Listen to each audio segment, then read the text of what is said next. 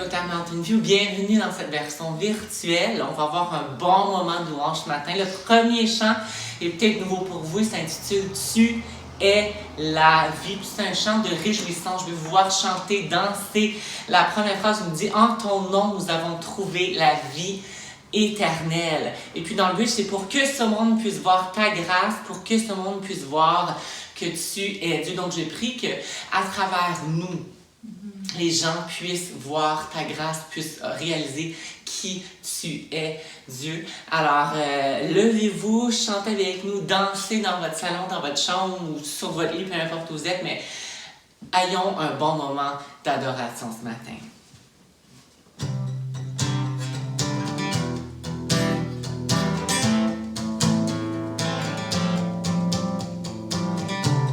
En ton nom, nous avons trouvé la vie éternelle.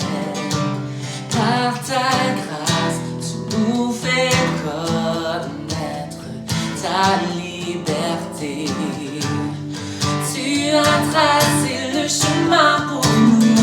Par ton amour, tu es la vie. Je vis dans la lumière de mon sauveur. Je danse dans son amour pour toujours. Je chante comme si je marchais sur l'eau. Tu es la vie, tu vis en moi.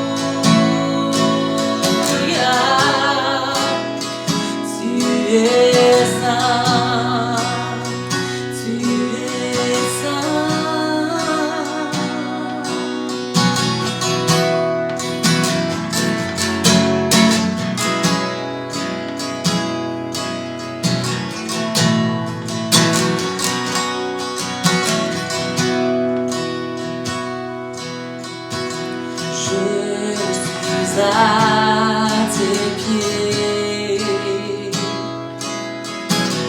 pour te remercier d'avoir accepté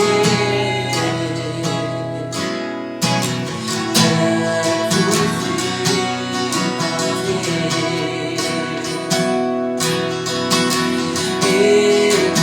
Et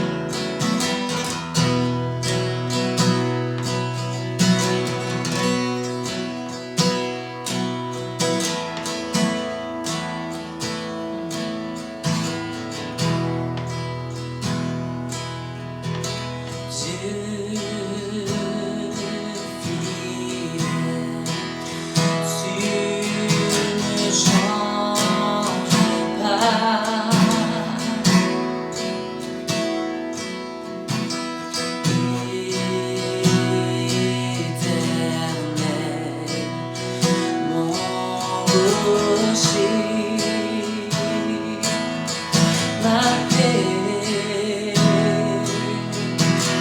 Dieu puissant, je m'appuie sur toi et je crie vers toi, car tu es mon Dieu. Oui, je crie vers toi, j'ai besoin de toi. Tu es mon roi au jour de la défaite. Et si je tombe, tu me relèves. Dans la tempête, ton amour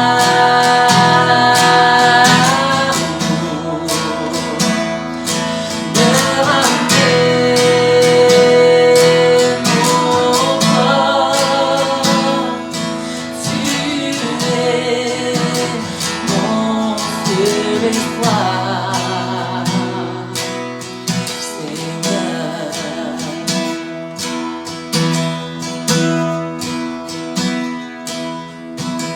Dieu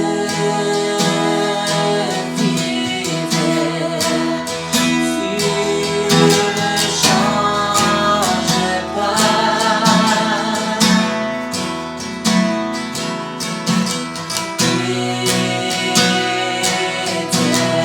Éternel, mon rocher,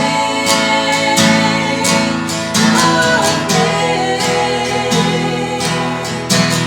Dieu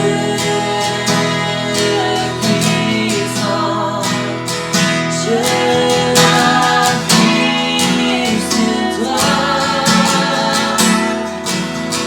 et je crie vers toi, car tu es mon Dieu. Oui, je crie vers toi. Oh, j'ai besoin de toi. Chantons, tu es mon roc. Tu es mon roc au jour de la défaite. Et si je tombe,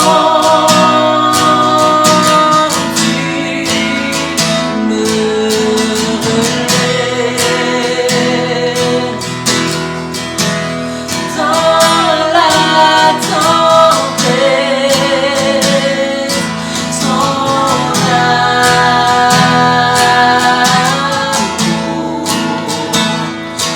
me ramène mon corps. Tu es mon seul espoir, Seigneur. Tu es mon roi, tu es mon roi au jour de la défaite. Et si je tombe, tu me relèves. Et dans la tempête, ton amour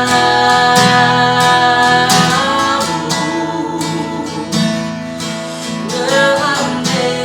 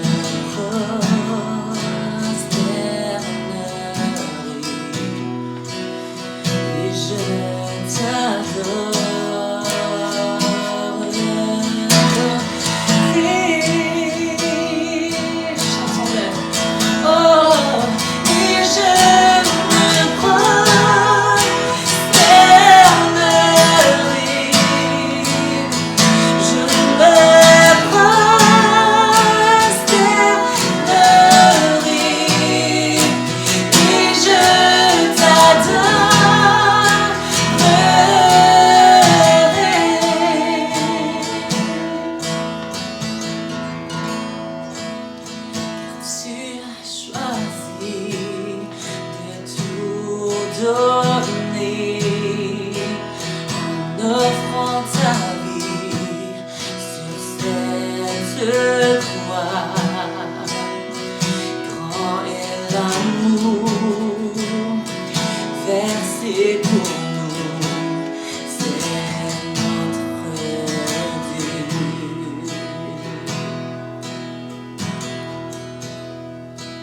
Et je me prosternerai, je me prosternerai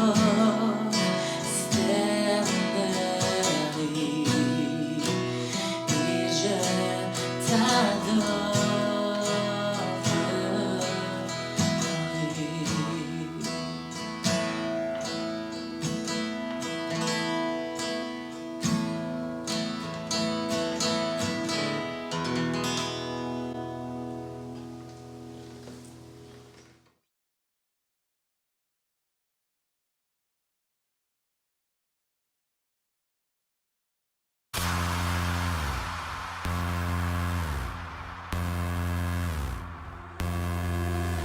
Psalm 146, 1 à 2. Louez l'Éternel, mon âme, loue l'Éternel. Je louerai l'Éternel tant que je vivrai. Je célébrerai mon Dieu tant que j'existerai. Tu es avec moi, tu m'aimes sans cesse. Tu prends soin de moi. Et je danse pour toi, et je danse pour toi. Jésus, je t'aime. Je te loue. Tu es avec moi, tel que je suis, tu me relèves, tel que je suis, tu m'aimes sans cesse, tel que je suis, tu prends soin de moi, tel que je suis, je danse pour toi, tel que je suis, et je danse, danse, danse, danse, danse, je danse pour toi, tel que je suis. Et je danse, danse, danse, danse, danse pour lui. Oh, oh, oh, oh, oh, oh, oh. Danse, danse, danse. Danse, danse, danse. Danse, danse, danse. Danse, danse, danse. Danse, danse, danse. Danse, danse, danse. Danse, danse, danse.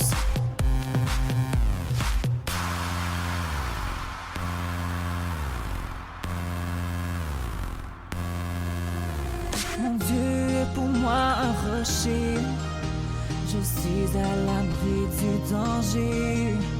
Un bouclier qui me protège. Une forteresse où je suis sauvé.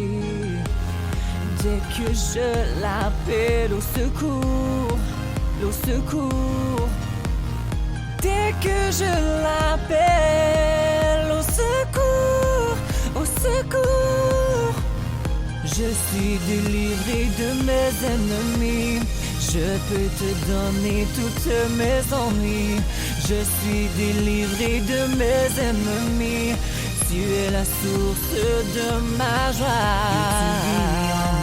Et tu vis en moi, et tu vis en moi, et tu vis en moi, moi, moi, moi, moi, moi, moi, moi, moi, moi.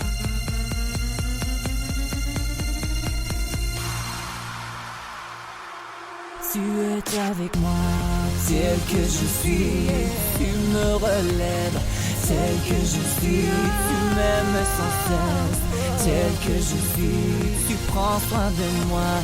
Tel que je suis, je danse pour toi, tel que je suis. Et je danse, danse, danse, danse, danse, je danse pour toi, tel que je suis. Et je danse, danse, danse, danse, danse pour lui. Oh, oh, oh, oh,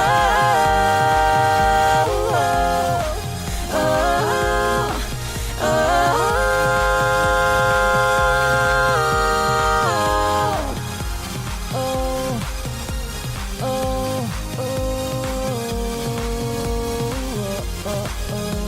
oh.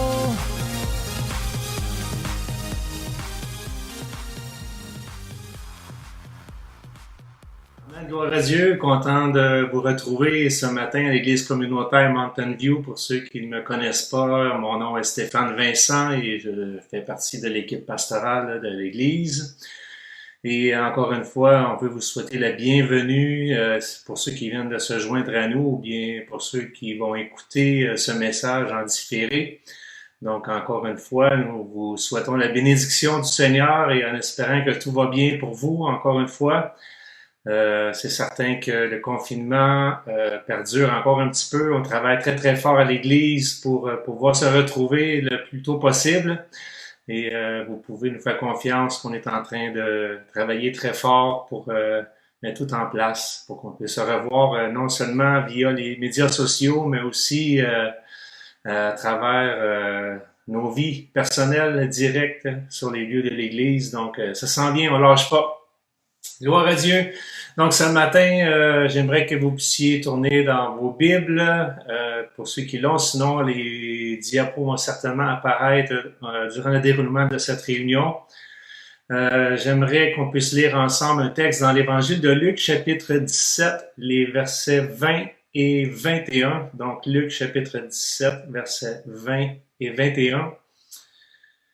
Et ce texte nous dit tout simplement ceci: les pharisiens demandèrent à Jésus quand viendrait le royaume de Dieu. Et il leur répondit: le royaume de Dieu ne vient pas de manière à frapper les regards. On ne dira point il est ici ou bien il est là, car voici le royaume de Dieu est au milieu de vous. Et certaines versions vont utiliser aussi, au lieu de dire au milieu de vous, d'autres versions bibliques vont dire utiliser l'expression plutôt parmi vous ou à l'intérieur de vous.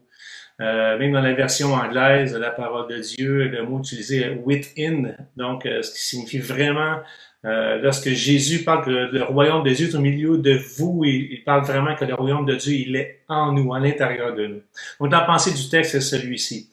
Il sert à démontrer que le royaume des cieux est là où Jésus finalement est présent. Donc le titre de mon message ce matin, c'est Choisis le royaume des cieux. Choisis le royaume des cieux, parce que ce matin, nous allons parler de l'importance de choisir le bon royaume. Car notre choix, ton choix, va déterminer la vie que tu auras. La vie que tu auras. Donc, choisis le bon royaume ce matin. Dernièrement, cette semaine, je relisais le livre de Samuel, le prophète Samuel. Et j'étais vraiment béni, premièrement, de me remémorer un peu son histoire, sa naissance surtout. L'histoire nous dit que Samuel est le fils d'Elkana et de Anne.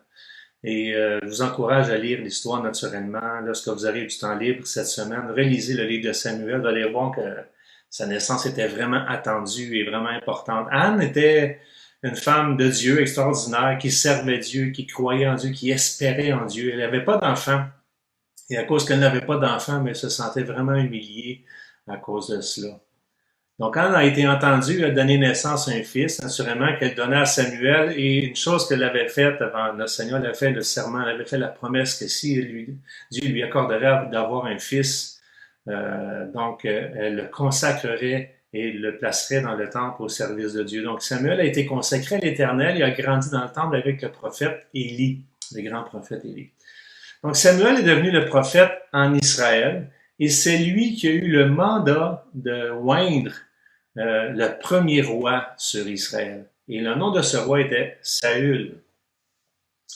Donc Dieu n'était pas vraiment, quand on regarde le contexte de l'histoire, Dieu n'était pas vraiment en accord avec le choix de son peuple de vouloir avoir un roi comme toutes les autres nations, car il désirait, Dieu lui-même désirait être le roi sur son peuple.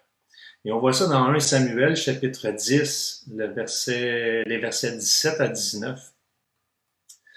Samuel convoqua le peuple devant le Seigneur à Mitzpah, et il dit aux Israélites: « Ainsi parle le Seigneur, le Dieu d'Israël.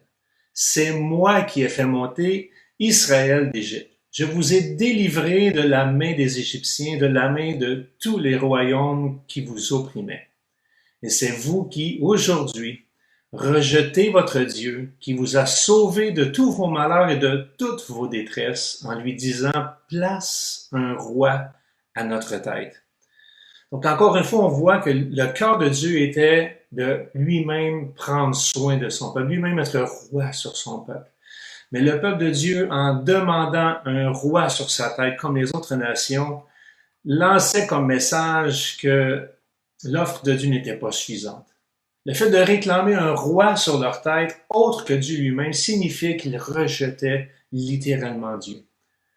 Naturellement, quand on rejette Dieu, il y a des conséquences. Il y avait des conséquences à ce choix et Israël le savait clairement. Israël avait été averti des conséquences de rejeter Dieu comme roi sur leur propre tête et de choisir un roi comme les autres nations. Parce qu'un roi, vous savez, un roi, ça possède des droits, ça possède une autorité. Et les droits du roi sont ceux-ci. Un roi, c'est quelqu'un qui détient, qui a le droit de vie et de mort sur ta vie. 1 Samuel, chapitre 8, versets 10 à 20, nous parle un peu des différentes autorités, des différents droits qu'un roi possède sur son peuple. Et la liste est celle-ci, tout simplement, je vais vous le lire rapidement. Samuel dit toutes les paroles du Seigneur au peuple qui lui demandait un roi. Il dit, voici les droits du roi qui n'y régnera sur vous. Il prendra vos fils et il les affectera à ses chars et à ses attelages. Ils iront devant son char comme garde du corps. Il nommera chef de 1000 et chef de 50 et il leur fera labourer, récolter sa moisson, fabriquer ses armes et l'équipement de ses chars. Il prendra vos filles comme parfumeuses, cuisinières et boulangères. Il prendra le meilleur de vos champs, de vos vignes et de vos oliviers, et il le donnera aux gens de sa cour. Il prendra la dîme de vos semailles et de vos vendanges, et il la donnera à ses hauts fonctionnaires et aux gens de sa cour. Il prendra les meilleurs de vos serviteurs, de vos servantes, de vos jeunes gens et vos ânes, et il s'en servira pour ses travaux. Il prendra la dîme de votre petit bétail. Ainsi, et c'est ça qui est important, ainsi vous deviendrez ses esclaves. Donc ce jour-là, vous crierez contre le roi que vous avez vous-même choisi, mais ce jour-là, le Seigneur ne vous répondra pas.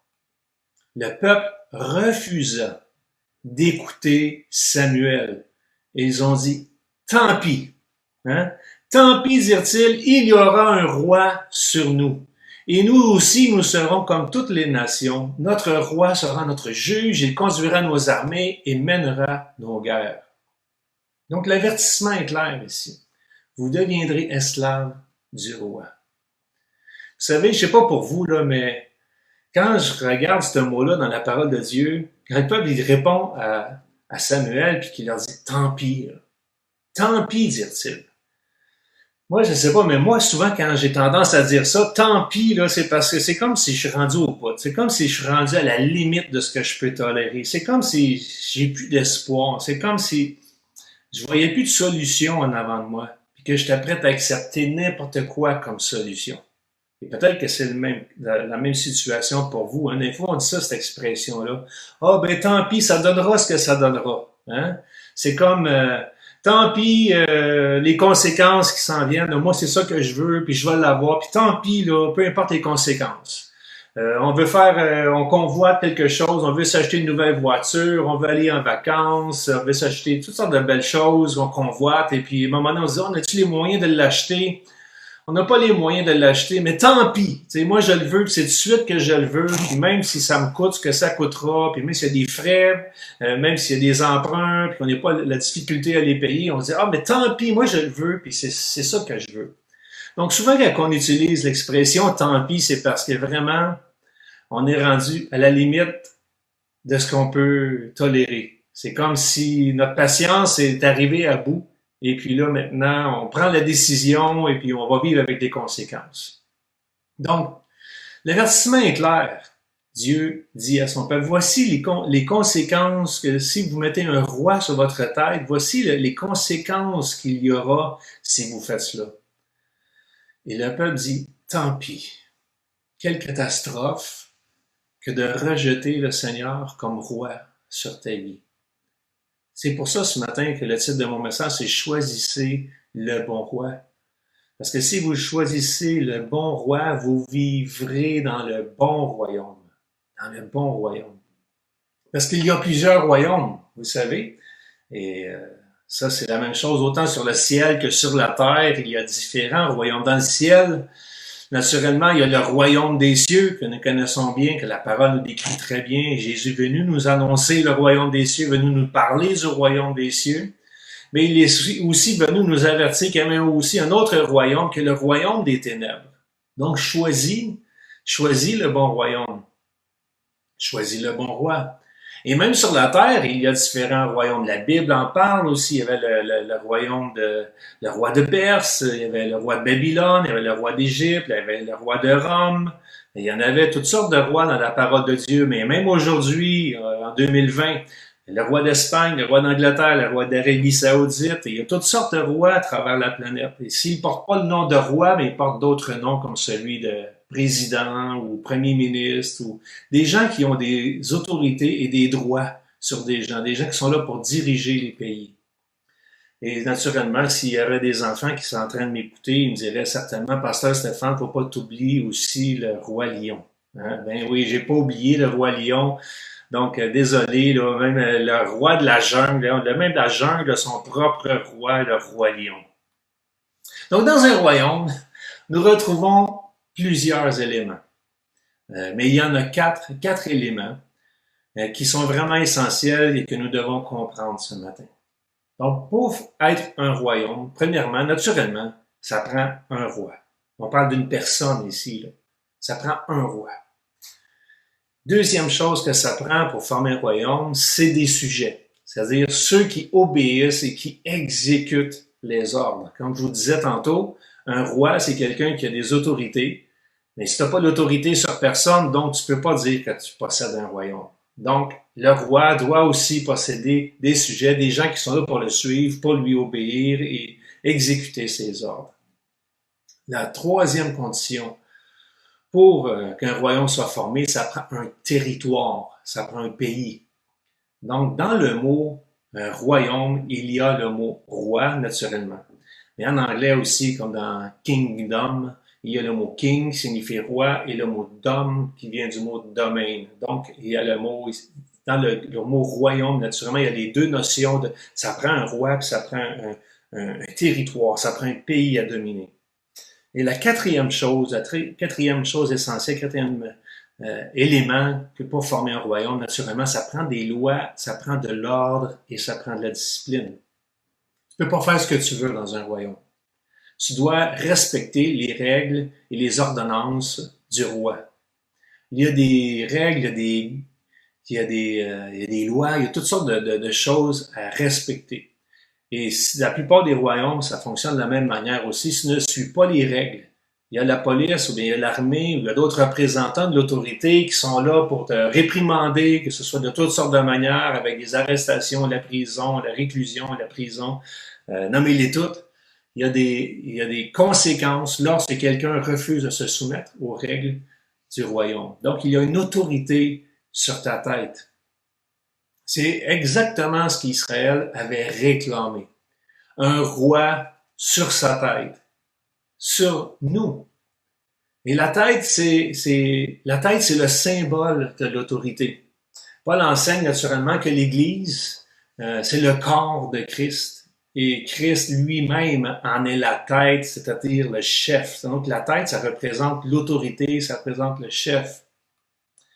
Donc, ici, on voit que la parole de Dieu nous enseigne clairement également que Jésus, c'est le roi. Jésus est roi. D'ailleurs, on le chante régulièrement dans nos églises. Je me rappelle même déjà, dans les premiers chants que j'ai appris, alors que je commençais à fréquenter l'église, on avait le petit chœur que j'enseignais à mes enfants quand ils étaient petits aussi. Là, il est le roi des rois, il est le seul Seigneur, son nom est Jésus, Jésus, Jésus, Jésus. Et là, naturellement, on commençait à crier haut jusqu'à temps qu'on n'ait plus d'air dans nos poumons. Mais on déclarait clairement que Jésus, il est le roi des rois. Il avait été annoncé comme ça. Il avait été annoncé comme ça, comme roi. Les mages, d'ailleurs, lorsqu'ils suivaient là, les étoiles et tout ça, l'étoile de David, les mages qui venaient d'Orient demandèrent « Où est le roi des Juifs qui vient de naître. Donc, les mages reconnaissaient cela. Jean-Baptiste reconnaissait lorsqu'il a vu Jésus que le royaume de Dieu s'était approché. Et pour prouver sa royauté, Jésus a fait toutes sortes de choses aussi, toutes sortes de miracles. La Bible nous dit qu'il a guéri des malades, il a chassé des démons, et à l'occasion même, il a été questionné par des autorités juives à savoir par quelle autorité Jésus faisait-il ces choses-là. Parce que l'autorité, c'est un signe de royauté. L'autorité, c'est avoir le pouvoir du roi sur tout. Et même la Bible dit que Jésus avait même le pouvoir sur le péché. Matthieu 12, 28 dit, si c'est par l'Esprit de Dieu que je chasse les démons, le royaume de Dieu est donc venu vers vous. Jésus nous montre clairement son autorité également à travers les miracles sur la nature. On regarde quand il a maudit le figuier a séché, les poissons, la multiplication, la pêche miraculeuse. On voit aussi la tempête qui a été apaisée. Et lorsque Jésus même est entré à Jérusalem, la Bible dit qu'il est entré comme un roi sur le dos d'un âne, d'une ânesse, et il est entré et puis les gens l'ont accueilli comme étant le roi. Et même lors de son arrestation à Gethsémani, Jésus aurait pu même commander, parce qu'il en avait l'autorité, une légion d'anges pour venir à son secours. Et jusqu'à la croix, même Jésus a été identifié comme étant le roi des Juifs. Donc, il est le roi. Tout pouvoir lui a été donné. Donc, aujourd'hui, Jésus est où? Jésus, il est assis à la droite du Père, sur le trône. Pourquoi sur le trône? Naturellement, parce qu'il y a juste les rois qui peuvent s'asseoir sur le trône. Mais ma question que j'ai pour vous ce matin, et c'est la plus importante à laquelle vous allez devoir répondre, c'est est-ce que Jésus est roi sur ta vie? Est-ce que Jésus est roi sur ta vie ce matin? Jésus vient du mot Yeshua, qui signifie sauveur, naturellement. Mais il porte aussi le nom de Christ, qui signifie le oint, le choisi, celui qui est le Seigneur, celui qui a l'autorité. Donc, il n'est pas seulement le sauveur de nos âmes, il est aussi le Seigneur de nos vies. Il est l'autorité, il doit représenter l'autorité sur nos vies. Lorsqu'on accepte Jésus-Christ dans notre vie, oui, naturellement, on l'accepte comme notre sauveur personnel, on lui demande pardon pour nos péchés, puis il est fidèle et juste pour nous pardonner, mais on doit en même temps accepter sa royauté. On doit accepter son autorité. Donc, on a besoin de laisser entrer Jésus-Christ dans nos vies, non pas seulement comme sauveur, pour être épargné de la condamnation, mais aussi comme sauveur, comme Seigneur de notre vie, comme roi. Jésus, c'est celui qui se tient à la porte de nos cœurs. Et il frappe. Il est le Tout-Puissant. Il représente le royaume de Dieu et sa manifestation, la manifestation du royaume de Dieu est comme en attente sur nos propres vies. Lorsqu'on accepte Jésus-Christ comme notre Seigneur et comme notre Sauveur personnel, c'est comme si le royaume de Dieu s'est approché de nous. C'est comme si le royaume de Dieu s'installe à l'intérieur de nos vies. Donc, tout le monde veut être sauvé. Je ne connais pas personne qui ne veut pas être sauvé. Mais ce n'est pas tous qui sont prêts à donner à Jésus la place du roi. De faire de leur vie leur royaume de Dieu. Beaucoup préfèrent garder le contrôle de leur vie. On aime ça le contrôle, on aime ça tout contrôler, on aime ça faire ce qu'on veut dans la vie. On n'aime pas ça se faire dire quoi faire. Ça, c'est la réalité, c'est l'être humain est fait comme ça. On n'aime pas ça se faire dire quoi faire. On préfère être libre et de faire tout ce qu'on veut. On voudrait rouler à la vitesse qu'on veut sur l'autoroute. On voudrait pas payer nos impôts puis nos taxes, naturellement. On voudrait toutes les choses qu'on voudrait avoir, finalement. C'est comme si ça serait contre l'autorité. Dans notre nature humaine, nous avons tendance à vouloir être le roi sur notre propre vie. Et beaucoup préfèrent garder le contrôle de leur vie. Mais si Jésus n'est pas roi sur ta vie, ça veut dire qu'il y a quelqu'un d'autre qui est roi sur ta vie. Peut-être que tu désires être le roi sur ta vie. Mais si tu es roi sur ta vie, donc j'ai une mauvaise nouvelle. Christ n'est pas roi sur ta vie.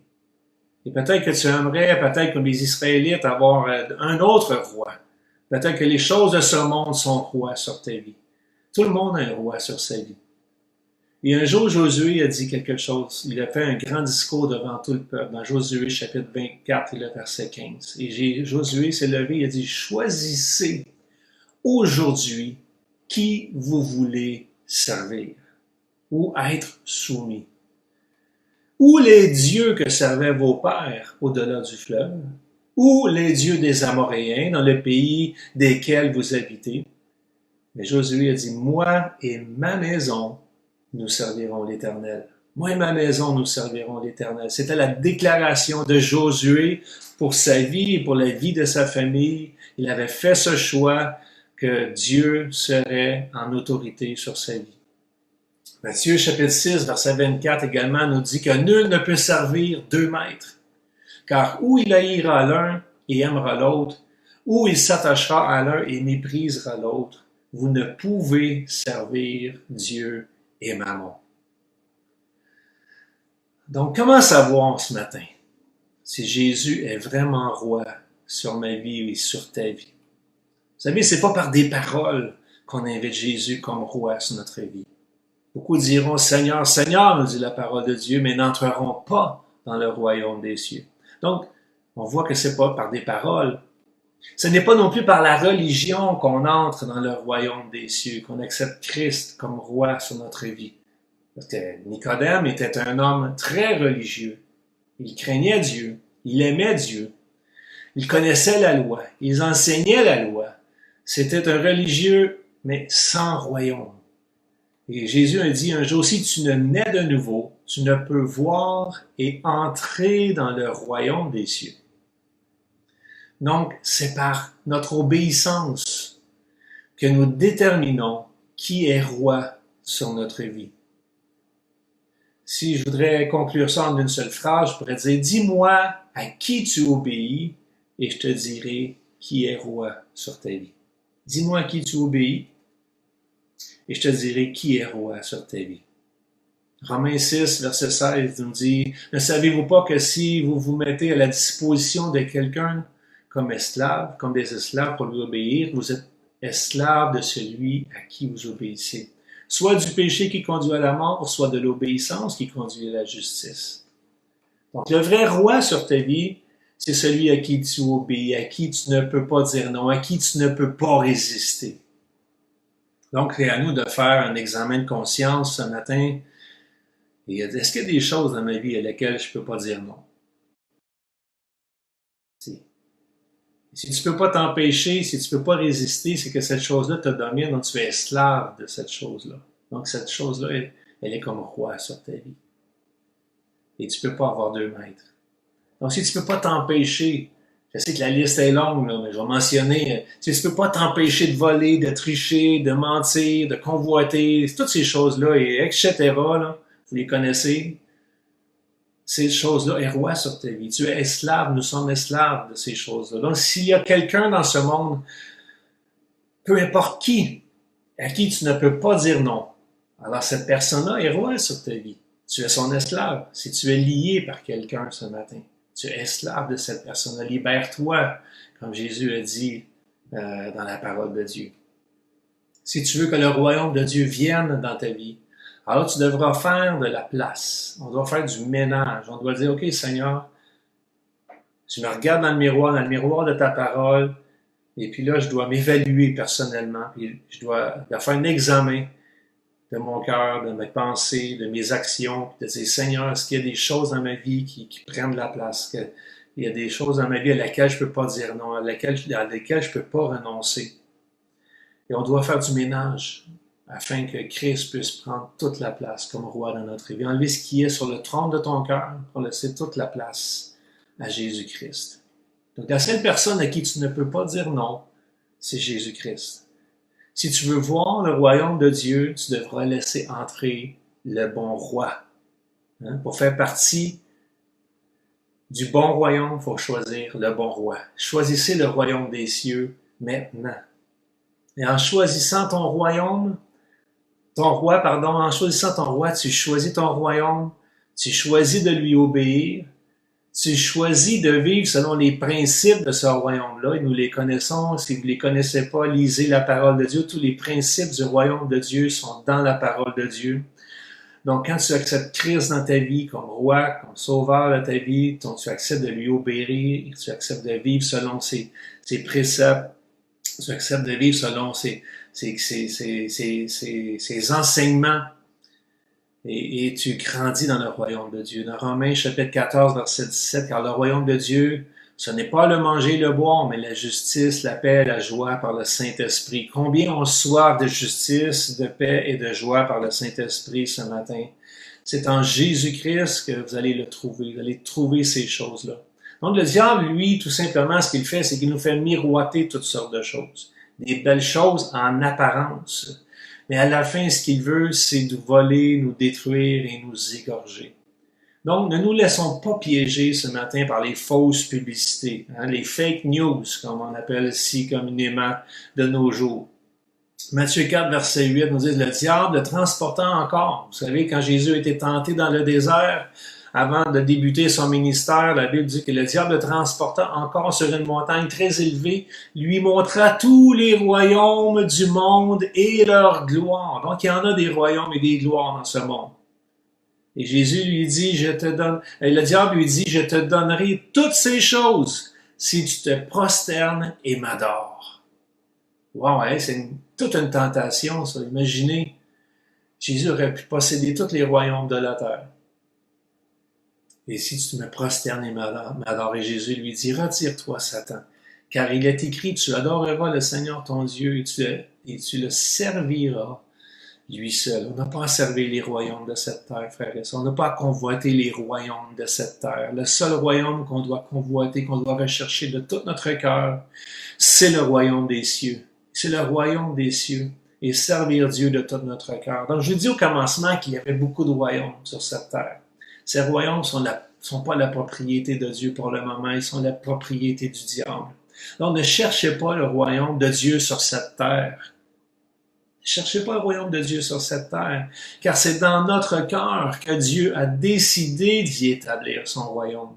C'est à l'intérieur, ça se passe à l'intérieur de nous, le royaume de Dieu. Quand tu ouvres ton cœur à Jésus-Christ, il installe son royaume dans ta vie, dans ton cœur. Et ça veut dire ça que partout où tu vas par la suite, tu peux dire aux gens que tu rencontres, le royaume de Dieu s'est approché de toi aujourd'hui. Quand tu te présentes dans ta famille, quand tu te présentes dans ton milieu de travail ou à l'école que tu fréquentes ou dans ton voisinage, partout où tu vas, tu peux maintenant déclarer le royaume de Dieu s'est approché, parce que le royaume de Dieu, il est à l'intérieur de nous, jusqu'à temps que le Seigneur revienne et qu'il rétablisse toutes choses sur cette terre.